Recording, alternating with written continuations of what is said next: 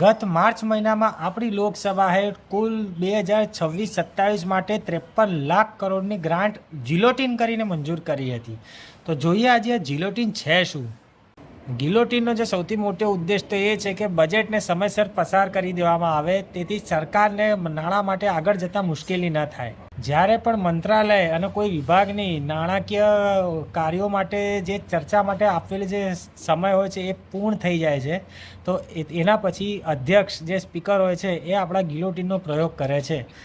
Guillotine એક એવું પ્રક્રિયાગત સાધન છે જેનાથી નાણાકીય કાર્યોને ઝડપી બનાવવામાં આવે છે. આ સાધનથી જે બજેટના છેલ્લા દિવસે જે પણ ટોપિક્સ પર ચર્ચા થઈ હોય અને જે પેન્ડિંગ હોય એના બધું એક સાથે સમેટીને એને મંજૂરી આપી દેવામાં આવે છે.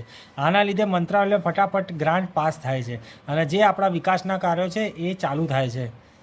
એક વાત ખૂબ જ ધ્યાન રાખજો કે બંધારણમાં ગિલોટીનનો કોઈ સ્પષ્ટ ઉલ્લેખ છે નહીં. આ તો જે કાર્ય પદ્ધતિ અનુચ્છેદ 118(1) લોકસભા માટે અને વિધાનસભા માટે 208(1) છે, એના અંદર જે નિર્દિષ્ટ છે એના લગતે જોઈન્ટ કરી દેવામાં આવે છે. એના ઉપરથી આ કાર્યવાહી કરવામાં આવે છે.